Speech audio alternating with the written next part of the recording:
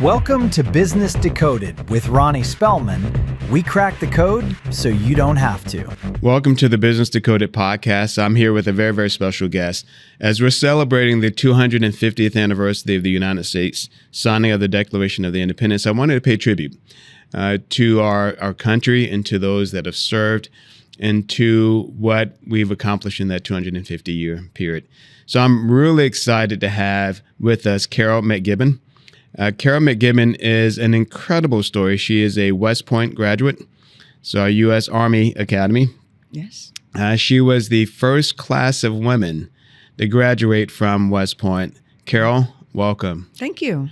I've known you for a few years now, and your story is absolutely incredible. Just how you reached West Point. And real quick, before we begin talking about your story, tell everyone what West Point is. I'm amazed at how many people aren't familiar with our service academies across the country.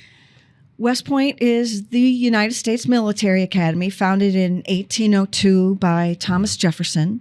Nice. He felt we needed a strong officer corps training engineers and artillerymen for the new Army. So it's 4-year full federal scholarship. The day you graduate, you're commissioned as an officer in the United States Army with a commitment now to serve 5 years at least. Nice. So that's what it's for, to train. Every single graduate becomes an Army officer. Well, it's a great education, though. It's not just a place to go to prepare to get into the military. So it's not like a 4-year boot camp. Even though there's a lot of training that happens, but it's an academic institution that is amazing. I know a lot of West Point graduates, but great engineering programs, just great academics. And a lot of people don't realize that it's completely free, as you mentioned. It's completely paid for by the United States government. An incredible program, not to mention that they actually have a great football team at a lot of the academies, yeah. Right? But no, you're a West Point graduate. And what took you to, when you think about it now, when you look back at nearly how many years ago now that we started, believe it or not, the women started 50 years ago this year. That's amazing.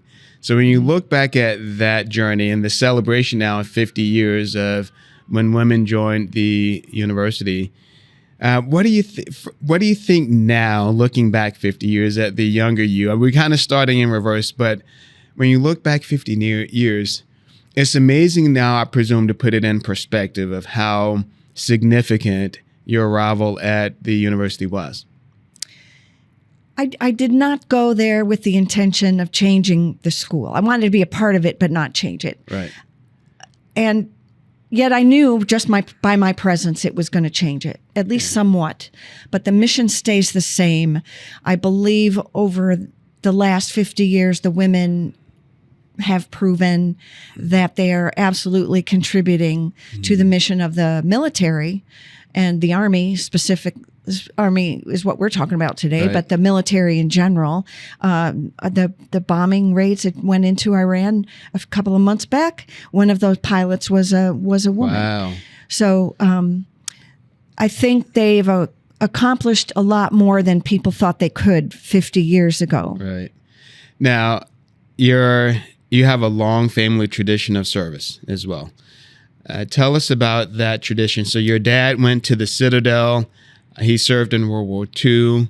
You're one of 6 kids with a number of brothers as well. Right. But tell us about your family. Well, I wish my parents had talked about it more, and I wish I knew more. But my grandfather, my father's father, served in World War I, was an artillery officer in World War I, was assigned to the artillery gun that fired the first shot for the United States in France. Was gassed in France in the Meuse gun campaign. And unfortunately passed away in his 30s. He didn't pass away immediately from that, but he died when my father was only 8 years old. So I never knew him, of course. Okay. My father and his brother went to the Citadel. His brother was a year ahead of him. My dad was supposed to graduate in 45 and his brother in 44. His brother was pulled out in 43. That whole class had to enlist, and he was sent overseas. My father, the next year, that whole class was pulled out of the Citadel and sent to OCS and became officers. He did a couple of years active duty, but he was never sent overseas. and went back later and finished his degree. Okay. My late husband and I served from 80 to 85, so Cold War. And all three of my kids served in the global war on terror. Oh, wow. My daughter did 6 years. My older son did 4 in the Air Force, and my youngest is still in with 14 years in the Army. So you have an incredible family history before you and after you with your own children of serving in the service, the military, and serving our country. My son-in-law is 20 years in this year, is teaching at West Point, and my younger son just left West Point after teaching systems engineering, and it's amazing. He's a major in the Army now. So I want to make this point. I know that our program is a business podcast, but what's fascinating to me, and then I want to get to the history of how you ended up at West Point. I'm good friends with a number of West Point graduates. I work with them on the private sector side. So many of them are running companies now. So they served in the military. A lot of these friends that I know, they served for 20 plus years. Then they went into the private sector and they've been there for a couple of decades leading companies. And what they said to me was, Ronnie, at West Point, we not only learn military service, but we learn how to be leaders. And so many of those values transition to the private sector. And they're now coaching other CEOs in the private sector on how to lead their private sector businesses. And so when I thought about having this program and I thought about you, I knew that having you on, not only the history that you have at the university, but also the history of so many leaders coming out of West Point and other service academies and leading large companies is just incredible. But tell me how you ended up deciding to go to West Point. It's an interesting journey. I can only imagine at that period of time, no women had ever been through the university, that making that transition and deciding to go there was a pretty difficult transition, just to understand what it offered you as a young person. It was a very difficult decision to make at 17 years old. When I found out, I went to an away football game when I was senior year of high school. This is how I found out the schools opened. I was driving home with my dad, and he said, "Did you hear that singing at halftime?" And I said, "No." And he said, "That was the West Point Glee Club." And this was a high school football game. High school football game. And Amazing. Turns out they were on one of their trips and had a concert that night. I was in choir from middle school through high school, loved choir. And although my dad went to the Citadel, for some reason he had a set of records in the house from the West Point Glee Club and the marching band and so on. I never knew why we had those in the house. He never explained that. Now I wish he was here so I could ask him. Right. But so Memorial Day, 4th of July, different holidays, he'd get those records out and be playing the Army Fight Song and Army Blue and the Alma Mater and all these, and the Glee Club, the fun songs from the Glee Club. So I knew all these songs, and I really wanted to go to this concert and hear that. So I grabbed my best friend and we went to a get-together afterwards with cadets. And at that time, I was a fourth of 6 kids. There was no money for college. So I was I had to apply for scholarships, or I was going to go to community college and be the clerk at the grocery store and try to earn some dollars and stay at home. Those were really my only choices. So we meet with these cadets that night, and they asked what were we going to do after high school. And I said, well, I'm applying for ROTC scholarships. My brother had got an ROTC scholarship the year before. And one of them, I don't know what they thought they heard, but yelled at me and said, "Why would you want to go to West Point?" And I just looked at him and paused because I had no idea what he was talking about. Right. So that's how I found out they had just passed the law to admit women to the service academies. And I simultaneously found out that the men didn't want us there. Right. So from there, I decided the first question is, do I apply or not? And I thought, well, it's not going to hurt to at least apply, and let's see what happens. Doesn't mean it's going to go anywhere, but let's just see what happens. So I did that. And meanwhile, applying to civilian schools for ROTC and waiting. And what it came down to, I got into some good schools, University of North Carolina, Penn State, Wow. but Very I good was an schools. alternate for ROTC scholarship. Okay. I was pretty close. I was told there was only 55 in the country, and I was an alternate. So that close doesn't help, right? And eventually I did get the offer to West Point. And then it was a tough decision. Yeah. What was that day like, by the way, when you got the notice that you were accepted into West Point? Well, I came in the mail at home, Yes. and I didn't, believe it or not, I didn't have my driver's license yet. So my mom took me back, drove me back to the high school so I could see my best friend and tell her. And, we were all excited. But then came decision time. Mm-hmm. Now, no one could know what was going to happen inside those walls at West Point. Right. You're a teenager, right? Right. I had followed the training program they had mailed to us. I was training hard. And when you say training, what did that look like? Were you running, doing push-ups, just and I was a gymnast in high school, but gymnasts in the 70s didn't do any aerobic kind of thing. So I had to start running, and my neighbors see me go out running in my Keds or whatever sneakers we had that was, one type of shoe that people had in those days. And push-ups. I don't remember doing pull-ups because I didn't have any way to do that at my house, but all kinds of calisthenics. They were huge on upper body strength. Right. And I was good at the calisthenics part of it. Running was a challenge for me, but I worked on that. So, but here we go. Now, if I chose to go, I was taking a big risk for, first of all, me, the embarrassment if I couldn't do it. I didn't know if I could do it. Right. Nobody knew if any women could do it. I didn't want to embarrass myself and get thrown out. I didn't want to embarrass my family. I didn't want to embarrass my high school. And by the time I got the offer, I believe I'd been interviewed by the local paper. You couldn't escape it. Yes. They came to my high school. Oh, wow.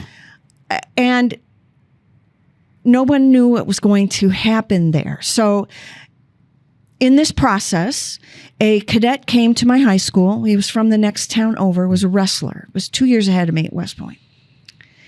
And he was not angry and not yelling at me. And he treated me, I felt, like any other high school student who had an interest.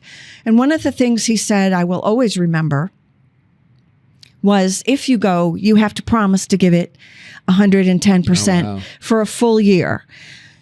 He said, I would really like to ask you to commit to a full year because you can't give it a fair chance unless you stay that whole year. Well, that was a big sign of encouragement from him then. It was. And he was not discouraging. Right.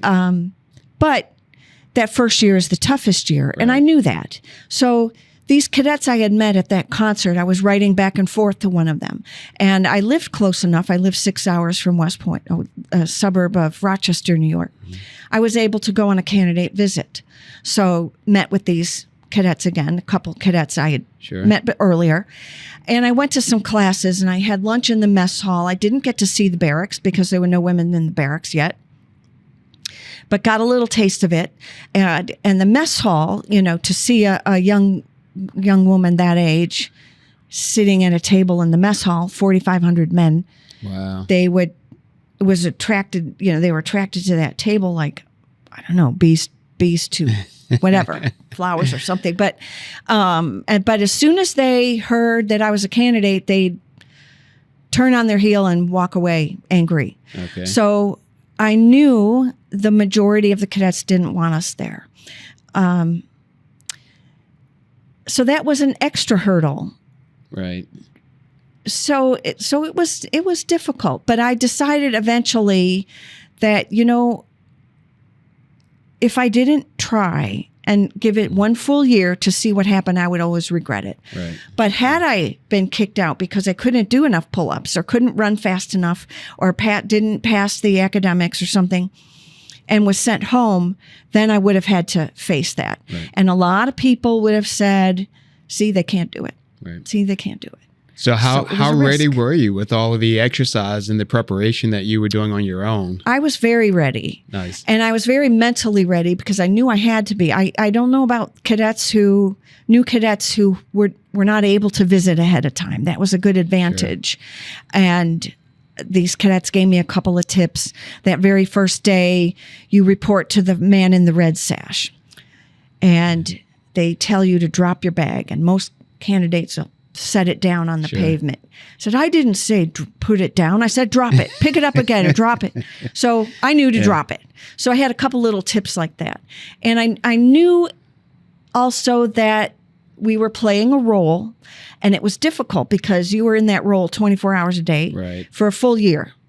Eating in your room, you had to wear certain clothes. Walking in the hallways, you had to walk along the walls, double time up and down the stairs. You never could escape it. So it was exhausting, and we were very much in a fishbowl. Very much. The whole 4 years we were in a fishbowl. So I had to gear myself up mentally, basically just get through one day at a time. Just get through one day at a time. For me, that's how I handled it. Now, what was the transportation like getting there? So I presume you drove. Did your entire family go with you to drop you off? Or? My parents took me to drop me off. We stayed with their friends in New Jersey over the night before, and then drove up early the next morning. I think I had to report by 7 a.m. I'm not positive. And where are you from then? Where were you living at the time where your parents drove from to? Fairport, New York. Okay, so you were in New York as well. Okay. Yes. It's about a 6-hour drive directly to West Point. So drive in that morning through Thayer Gate. And my father said, as we were driving through the gate, he says, I don't want you to come crying home this summer. That was my pep talk from my father. Right. I'm thinking, gee, thanks for those words of encouragement, Dad. Neither parent said anything about I should go, I shouldn't go. Never said a word. Never said a word. Wow. So I had to want it. And I knew when you're doing grass drills and you're doing rifle PT and you're being yelled at, that nobody could do that for you. Right. You had to stand there and do it yourself. And you went in the gas chamber and had to say your social security number and, all the difficult training that we did. Right. Or for some, the survival swimming we did plebe year was terrifying. I was a good swimmer. Okay. But for some, everyone had their Achilles heel. Right. And yours was long distance running? Was it? Well, yeah. I did. I'm not going to say I did well. I did okay. I did okay. I got through it. I became a bit of a runner, but I can't say I enjoyed it. Sure. But I had to do it. And as a platoon leader in the Army, of course, you have to do it. So well, and I don't know unless you've been through one of the service academies, I don't think people realize how intense some of that training is. You mentioned the gas chamber. It is like the boot camp training. So at 17, 18, they're putting you to tell us what the gas chamber is. I don't know I couldn't tell you what the kind of gas is in there. Sure. But you go in a closed concrete building with a gas mask on. Right. And you have to take it off and say certain things to the cadets doing the training in there. Right. Well, it's not like a sauna steam room though. Oh my gosh. I don't want to it's disgusting because every orifice is there's stuff, I don't want to get gross here, but out the nose, out the eyes, out the mouth, and it's painful and you're coughing, terrible coughing. Right. So you can't wait to get out of there. Probably in the order of worse than maybe tear gas, probably. I would think so. Yeah. I would think so. When do you think, at what point, maybe not in the first year, but at what point do you realize I'll be okay? Like I've survived thus far. I will be okay, and I think I can make it through. And then here's what's interesting. I think a lot of people that are creating businesses go through this same journey, that they might start a business. It's completely new. They're learning from whatever resources they can learn. So other mentors, or they're just learning it firsthand. And then they reach a point where they realize, like, I think I can make it. I'll be okay. I just need to keep pressing forward. When was that moment for you? That's a good question. I do recall thinking that our first year, our final exams for first semester were after Christmas. Okay. And they changed it our second year there. But I remember thinking after the math, walking out of them, and I was very good at math. Right. They graded us every single day. And in math, so you get a grade, and they were posted in the Sally ports in the tunnels. Okay. And every so many weeks, you'd be regrouped based on your grade. So I kept working my way up a little bit and worked my way up to the top section. Oh, wow. But I didn't stay there. I was in the ejection seat, the last seat in the room. And I think I only lasted there one cycle. But I walked out of that math exam blown away, thinking, well, they're going to send me home now for sure. I know. I don't know what that was. I think they had a way of going beyond what you were taught in that semester and seeing how far you could reach. That's just my hunch. I don't know. Right. But some of the stuff I vaguely remember thinking on that test I hadn't seen before. Right. And I thought for sure I'd failed it. Well, I didn't fail it. I'm not sure when I knew I could do it. Probably maybe the middle of second semester or something like that. Of your first year. First year. And I knew by the end of plebe year, academically, I could do it. Sure. I was Dean's List most of the time. The good Dean's List, not the bad Dean's List. Most of the time. And the toughest, all the hard required physical fitness part of it was all in plebe year. All in that first year. Mandatory swimming. Women had to take self-defense. Now they take boxing. Okay. Gymnastics, which I did well in. Right. And I'm not thinking of the other one. I guess self-defense was two sections of it. But and swimming is tough. The survival swimming was very challenging. And I validated the swimming. I tested out of it. But it was challenging because you're going off, imagine a 10-meter board. That's 3 stories high, right? 30 feet. And when you're on the side of the pool looking up, that's not too bad. Right. But when you're up there looking down, that's high. It is very high. To step off. Right. And go into the pool. We had to go in with boots on and carrying a rifle. We had to go in blindfolded and swim along the side of the pool to inflate your pants, all that stuff. Bob and travel across the pool where you're too heavy and the water's over your head. It's better to what we call bob and travel instead of try to swim it, where you pull yourself down real hard and then push forward off the bottom and repeatedly do that. So for people who couldn't swim, that was terrifying. Wow. Terrifying. Ask some football linemen who couldn't swim. Right. So, and I think that's a good point. It's not just hard for the women. It's hard for everyone to get through a lot of those physical challenges. Yeah. Did you go home that first year for Christmas in December? Yes, for Christmas. Now, so and you came back and then you had your exams. What was that visit like? I cannot imagine, because the first year is hard at any university. First of all, I remember my first year and seeing so many people that were debating whether or not they could make it just in your regular college. Now, when you went home, what was that feeling like? Did you have any debates about whether or not you would return at that moment? No. I wasn't allowing myself to think that way. Okay. Not that year. Till the end of the year. You can stay 2 full years at West Point with no commitment and then resign and leave, and you have no commitment. But if you go to your first day of classes, junior year, then you incur a commitment to serve. Gotcha. And so I didn't think about that. I had academics hanging over my head. I had finals. So I was studying, which is not a fun way to spend Christmas and New Year's. Sure. And it was a short break. It was only about 2 weeks or a couple of days more than 2 weeks. Right. Where my high school classmates were home for 6 weeks.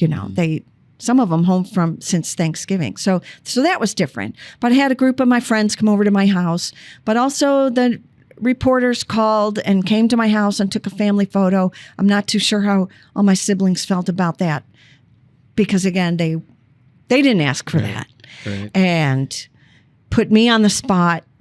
But yeah. Right. So it was kind of a working break, and I was incredibly glad to be home and wear civilian clothes. Right. Hadn't worn civilian clothes since July.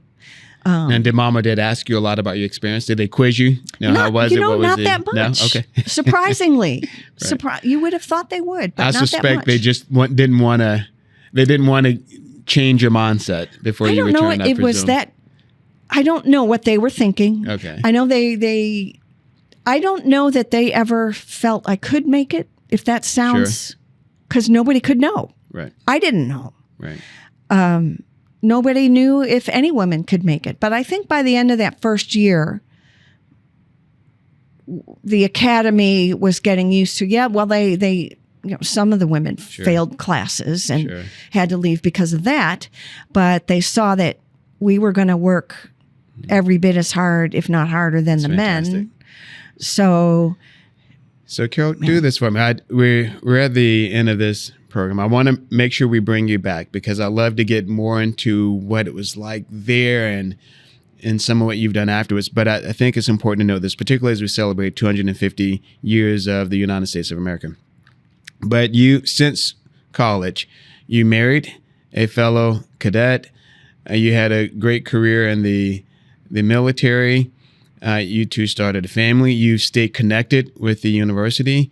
You've helped to mentor hundreds and hundreds of graduates from what I've read. And you've also helped other people to get into the service academies since then. So in the 50 years since you entered the university, you've been helping other people find their way by serving on the committee that helped make those recommendations, right? I've been the congressman's in Texas 3, the congressional district coordinator, the congressman's West Point liaison for a little over 20 years, I think. When my oldest of my 3 kids was my only daughter, and when she was a junior, she said she wanted to apply to West Point. My husband and I just did 5 years. We were classmates. We just did 5 years, my late husband and I.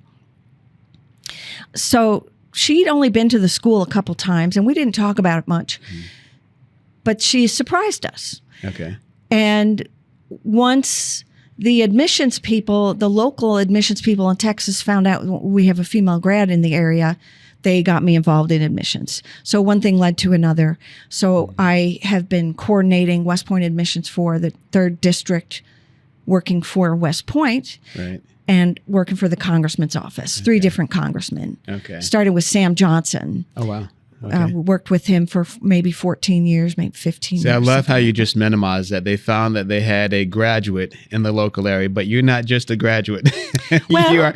And I know we've discussed this off camera, but I'm just amazed at the significance of your journey through West Point, being the first female class to graduate. And so I just find that a little... Well, I tried to downplay it. We bent over backwards to try to blend in and be one of the guys. Right. And over the decades since then, I've realized you really can't exactly be one of the guys. Sure. You can be close. Sure. You can be a teammate. Right. But you can't be one of the guys. Right. But anyway, I figured my way...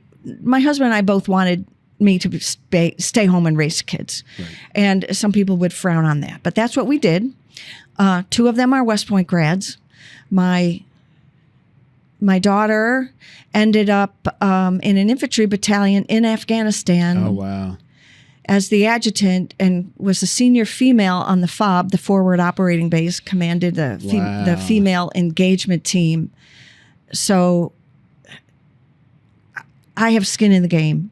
Right. My middle child was Air Force, and my youngest son was West Point as well, and my son-in-law. So my son-in-law did a year in Iraq, 9 months in Afghanistan. My daughter did Afghanistan. One of their groomsmen in their wedding was killed in Iraq. Wow. So I think I've given back in that way. Yeah. So I've done the admissions work for a long time and helped candidates and the college fairs and interviews and speaking on the Congressman's Service Academy Forum and things like that. It's amazing. Now, you won the Congressional Veteran Commendation Award as well. And you've been awarded and you've spoken a lot as well about having gone through the academy. So it's amazing just to hear all of your accolades. Well, thank you. But I feel like maybe not so deserved. I don't know. But because because I was in the first class. I feel I'm just another West Point grad. Right. And a lot of people have done a whole lot more. Yeah. But that was my way of giving back, was doing this admissions work. Amazing.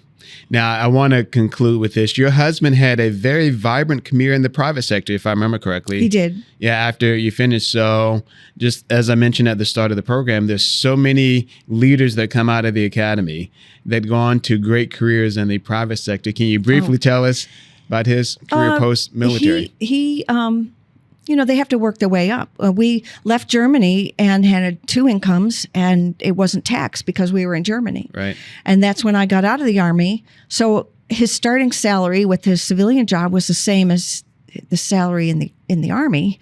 Mine was gone, and now his was taxed, so it was cut more than in half. Right. But he worked his way up and ended up in manufacturing, and ended up being the general manager of a company in North Dallas in manufacturing. Nice. The Marlowe Industries, who became part of a company called 26, which is changed his name again. Right. But I can fairly say he was a born leader. He was a born athlete. He was an All-American lacrosse player for Army, oh, wow. But just a natural leader as well, and was very, very good with people. West Point's really a 4-year leadership lab. He came in with more in the tank than I did, I think it's safe to say. Sure. And I tried to keep my mouth shut and my eyes open and learn. Right. But he was a leader from day one, and was gifted that way, I think. Now, I think you're associated with the Army Lacrosse Endowment as well. Yes. Because of his experience that's there. A little bit of a tough story. My husband was 2-time All-American goalie. Amazing. And he coached Plano. He coached kids, youth lacrosse, JV and varsity lacrosse in Plano for 10 or 11 years. And I think that mentorship with the high school kids that sunk in with it really meant a lot, because there was more than lacrosse being taught there. Right. He coached with another West Point grad, Dennis Lambert, class of 82, who's now coaching again after a long break. He's coaching in Frisco. Phenomenal people, absolutely phenomenal people. And Kevin and I were in the same company at West Point, G3. He passed away suddenly in 2020. We have a classmate also from G3. So we lived together for 4 years, lunch formation, dinner formation, all these, the swimming classes, all the stuff we did together. We were in G3 4 years altogether. Well, this classmate had brain cancer. And my husband would call him weekly, Brendan, call him weekly and help him get through that. Go forward a few years, my husband had polycystic kidney disease he was born with, and needed a kidney transplant. And he had that transplant 2018, and I was lucky enough to be able to give him a kidney. So I like to say, I kept Lucy, he got Ethel. We split the girls.